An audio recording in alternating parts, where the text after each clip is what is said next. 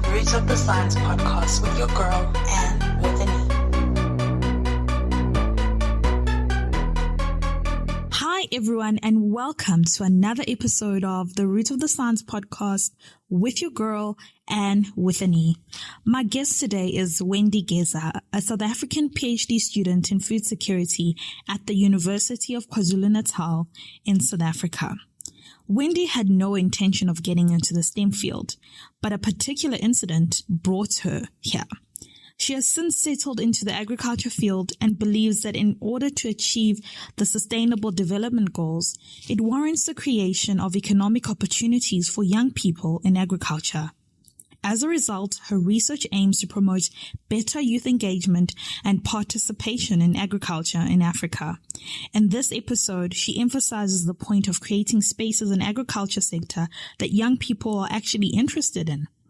As you know, agriculture does not have that glamorous appeal. Due to this fact, Wendy elaborates that there is a need for the agriculture sector to be packaged in a manner that will meet the goals that young people want and aspire for.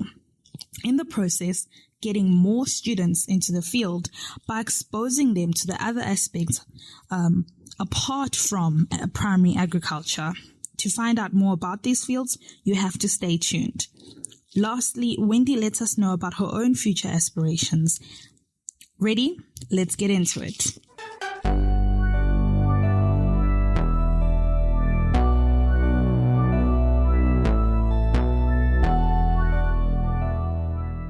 Hi, Wendy. Hi, Anne. How are you? I'm good. How are you doing? I'm all right, thank you. Thank you for taking the time to talk with me. I'm really excited to hear everything that you're doing and all about your research. Thank you for inviting me. I'm really excited as well. So, yeah. All right. Well, in that case, let's just get into it. So tell us about yourself, Wendy. You know, where you from, where you based, how old you are, and the degree that you're currently pursuing. All right. So this year, I turned 25. Funny enough, it was the first day of the SA lockdown. So I'm 25 right now, and I'm originally from South Africa. I come from the Eastern Cape. I was born and raised in the Eastern Cape. I grew up in rural areas, and I'm currently pursuing a PhD in the food security discipline from UKZN. Oh, fantastic. So before we get into everything that you do, I know you, obviously, I know you personally, and I know you've got a hobby. It's a really great hobby that you're really good at. You crochet, you know. So tell me about that. How did that come into play? Was it something that just happened, or were you inspired by something, you know?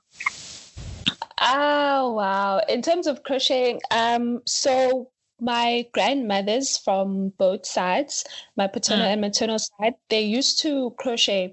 So when I was growing up, when I used to go visit my grandmother, she'd be making, you know, like how they had those dollies that they used to put in the lounge and those crochet lace, decorating stuff that they used to put in the dining room. So my grandmother used to do those. So I used to just watch her as a child, but I never really took interest in it.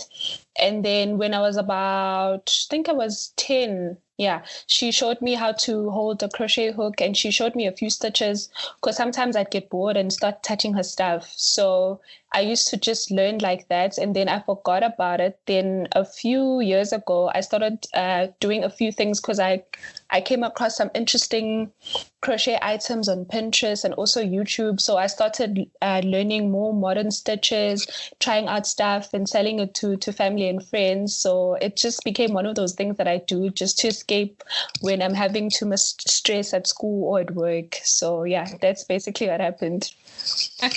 Yeah, no, I can imagine.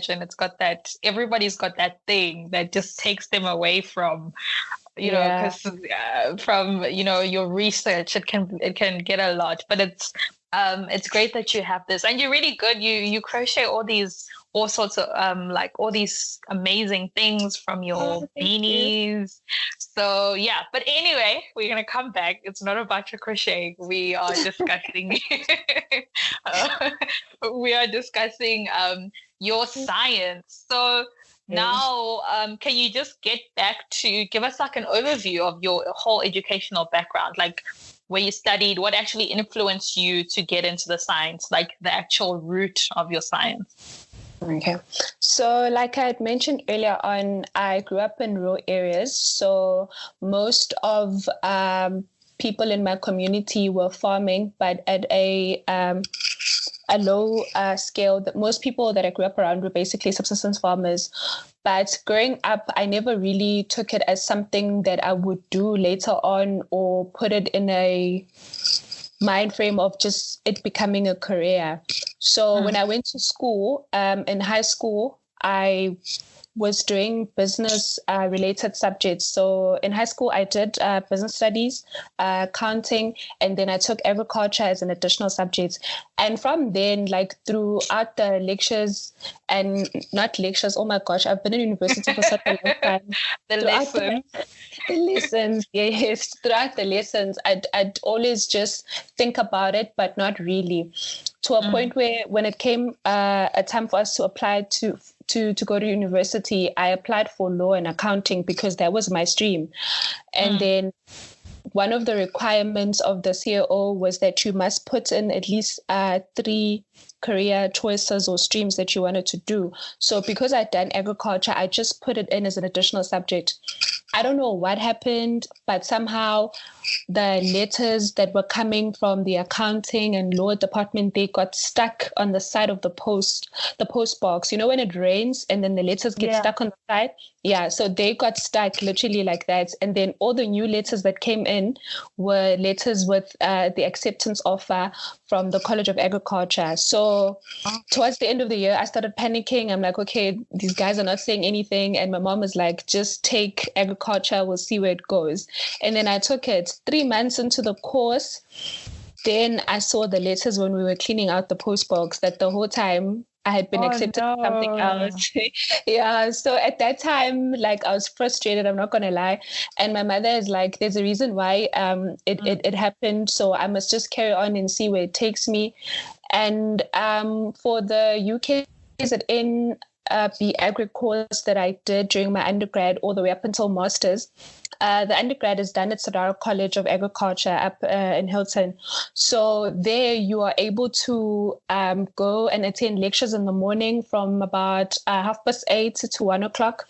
Thereafter, from 2 o'clock to 4 o'clock, you're doing practicals in the farm. So whatever you studied in class, you are then exposed to, and you're able to touch and feel things. So we were in an actual farm. So that day just flipped the whole idea I had about what agriculture could be.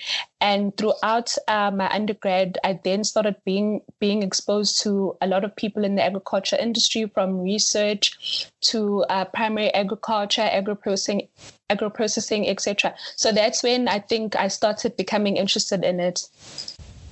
Oh, okay, fantastic. That story, what a like your mom was right. I think, sometimes these things happen where you don't understand why, but then I think like now that you look back, I think do you regret do you regret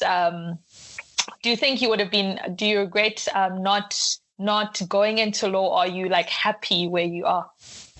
I am happy, and I am happy although I still would like to later on branch into something else, but more in I would like to branch into something else, but more from an agricultural perspective. So if I had to go into law, it would be from a point of view of like agriculture, land rights, that sort of thing.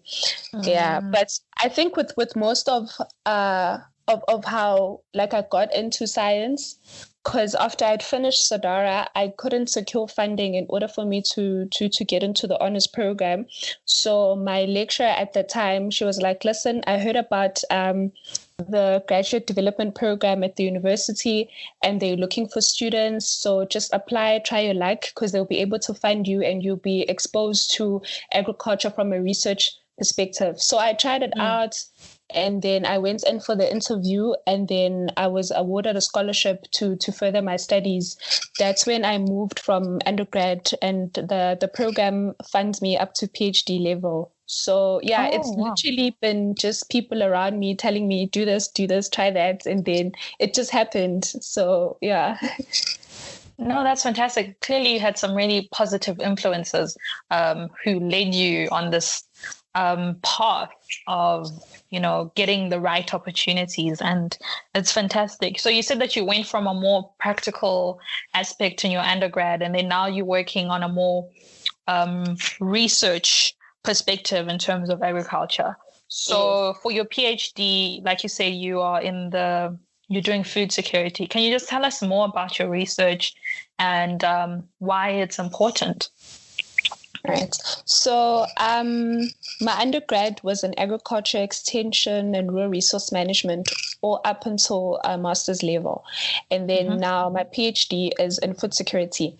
So the idea behind my research is that, as you know, that youth unemployment is currently a global challenge, more so in developing countries in the global south. And right now, approximately 60% of Africa's population is under 35 years old. So most of these young people are coming in, and there must come a time where employment opportunities are being created for them. And majority of these young people are unemployed at the moment. They live in rural areas. And with unemployment comes a lot of socioeconomic challenges such as poor health, food insecurity, poverty, crime, and all these other things happening. And in Africa, as a whole, agriculture is the main source of income and employment for majority of the population. And in order for us to be able to achieve the Sustainable Development Goals, there must be a creation of economic opportunities for young people in agriculture. But now, currently, there are a lot of barriers that are limiting young people from succeeding in agriculture and contributing towards a more sustainable food system. And these barriers include issues such as land, acquiring production resources, finances, and etc. So my study is basically investigating how can we integrate young people across Africa into agriculture and make them active contributing members of society for us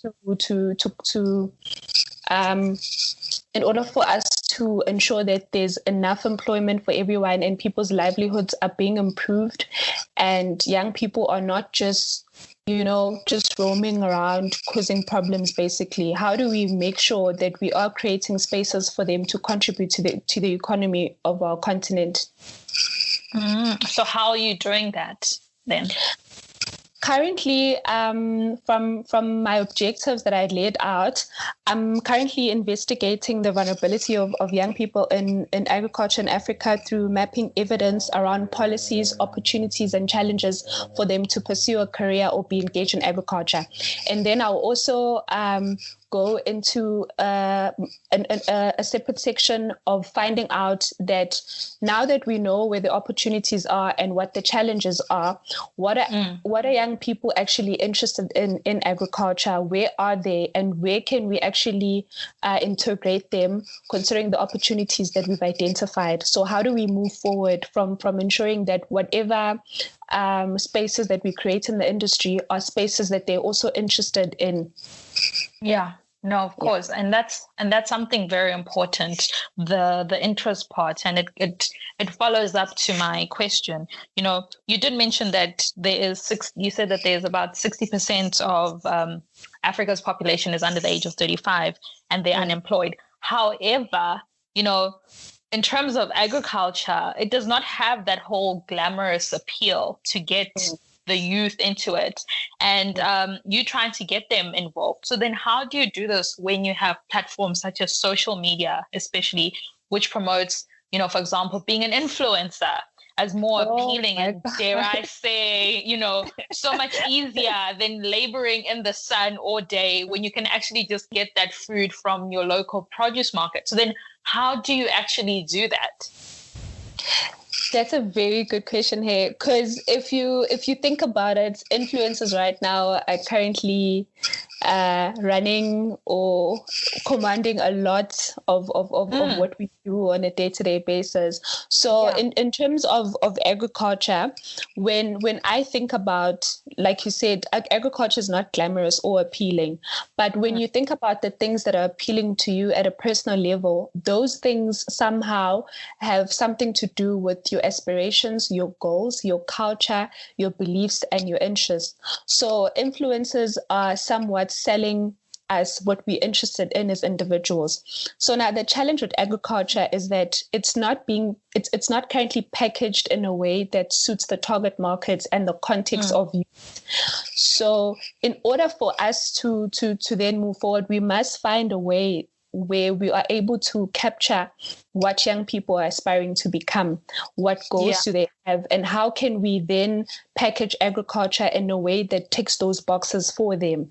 Because most young people want to have jobs that will be able to afford them property, expensive cars, etc., etc. So how do we and in agriculture, you can do that, although it takes a longer time. But there's also other aspects of agriculture, aside from primary agriculture, that might appeal to most young people, such as agro-processing, sales, and other careers that are further down the value chain, such as your seed supplies, etc. So I think the other thing is also exposing young people to the other careers that are available in agriculture, aside from being a farmer, because there's so many other things that you can do. You can be a crop scientist, you can become a horticulturist. There's so much that you can do. So yeah, I think it's just about finding a way to package it to suit the target markets. Yeah, no, that's true. I think, with us both, when people also ask us, and I'm sure you also get the same thing because we're both in the agriculture field, when you say you're doing agriculture, they're like, oh my word, you play with dirt. Like, it's not always like that. like a lot of young people on Instagram are making it more appealing. They are posting pictures so that people see that not about waking up and being in the sun all day. You can do other amazing things. Yeah, no, and I, like you said, it's important that you package it and rebrand it in a nice way, and there are some people who are doing that. Okay, so now, like you said, let's say hypothetically we do get now we're going to bring it into the South African context. We do get South African youth, for example, to be interested in agriculture. However, now there's a problem. In South Africa, the majority of farm owners are predominantly white. And there's, of course, a gap between, the black people and the white people farm ownership. Furthermore, I also, I read that in the land audit by the South African government in 2018, it stated that a total of 72% of the total farms and agriculture holdings, which are individually owned, only 72% of those are actually owned by males, and only 13% are actually owned by females. So now you, as a young Black woman in South Africa who is in this field and you are pushing to get more youth into agriculture, do you aspire to own your own farm given all of these, hurdles that are actually in front of you? Definitely. I think most people that I did undergrad with aspire to own a farm. And the reason being that I think it goes back to what I mentioned earlier, that the other thing is just exposure. When you start to understand that there are so many other things that you can do in agriculture, you're able to then understand that when it comes to owning a farm, it's not only about owning a farm, but it's also about taking up spaces in other parts of the value chain. So with me, I don't think that owning a farm is something that I want to do now in the next, let's say, 5 to 8 years, but it's definitely something that's in my long-term goal.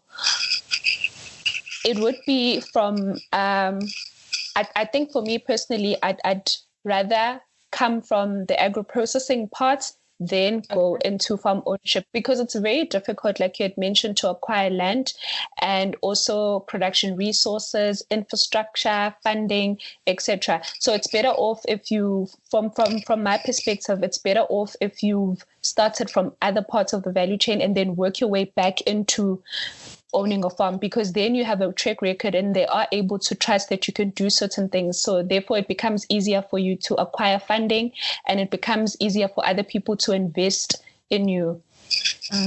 Okay, so now for people who are unfamiliar with the agriculture sector, when you speak of agro-processing and the value chain, what exactly does that involve for somebody who's never had an understanding of the whole entire picture? Can you just break it down? All right. Basically, the value chain are the activities that are involved from planting to that product being available to somebody in the store.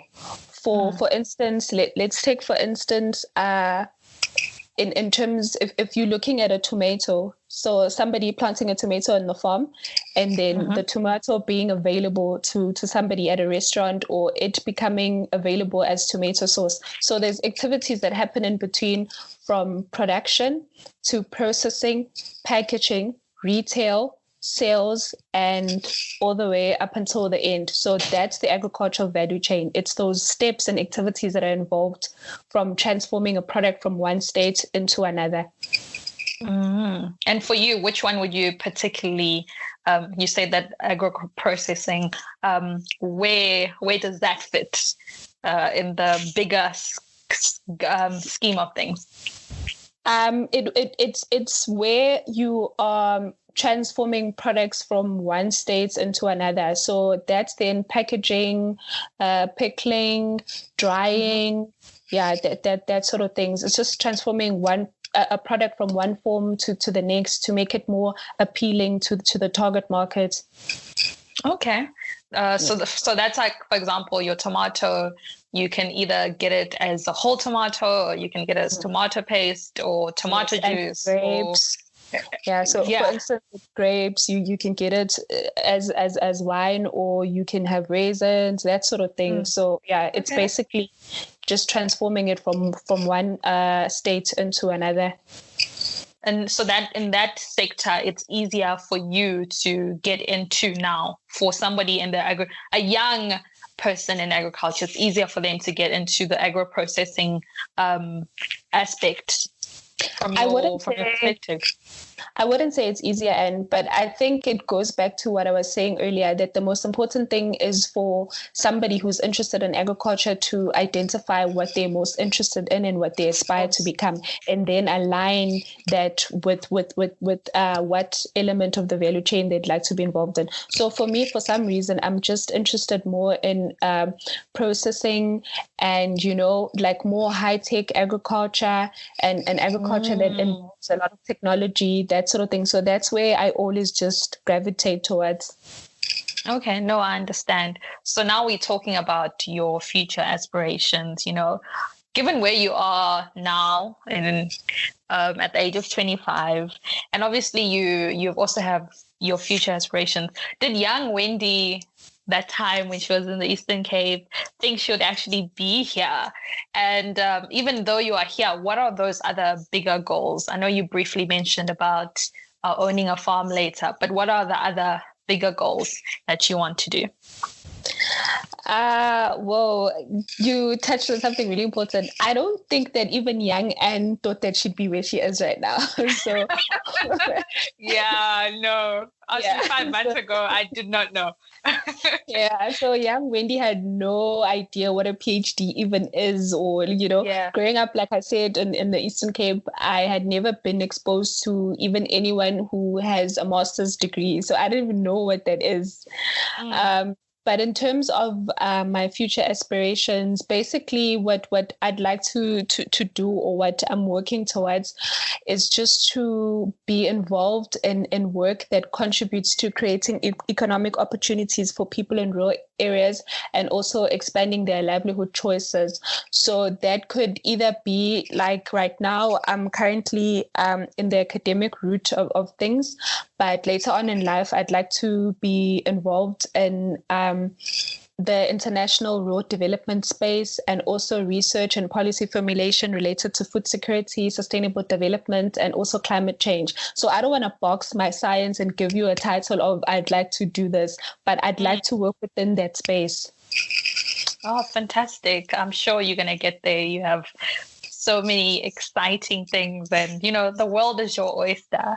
But, just bring it back to what I said about how you said rural, young Wendy never even imagined, you'd even be here.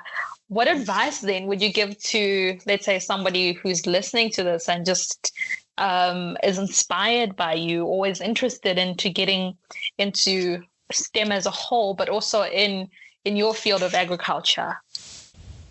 I think for me, the one advice that I still take with me that I've got from my current boss. Currently, I'm working with an interdisciplinary team of scientists coming from the agriculture space, health, and also environmental sciences. And my boss used to tell me all the time when we're going in meetings, he's like, when you're thinking about science, don't box your science. Don't put limitations or boundaries on your science. You must be willing to learn, explore, and grow. So coming from an agriculture space and coming from agriculture extension and not crop science or any other of the core sciences, and now sitting in a meeting and a table and having to discuss ideas with people who are coming from health sciences and people coming from environmental sciences, I think the most important thing is for you not to box your science, because whatever you're doing, whether it's in science, technology, engineering, or maths, somehow links into what other people are doing. So don't put limits on your science. Go for it. If you have to be the first one who's going to be doing like working within the WEF nexus, which is the water, energy, and food nexus, or any other nexus of any kind, don't box your science. Allow what you do to change over time and be influenced by the different people who you are around and the different perspectives of science that you are being exposed to as you grow. That's very important. And just to add on that, Wendy, don't you think for you not boxing yourself and being open to these and listening to these people in these different types of fields, you actually get to learn more and your mind also just expands. Definitely, yeah. And you also get to understand the significance of what you are doing in the field as an agriculture extension officer or as a field officer. How is that related to somebody who is doing research in health science on how they can assist community members to adopt healthier diets, or how they can assist people to make better food choices, or anything of that sort. You get to understand the importance of your work in other people's fields.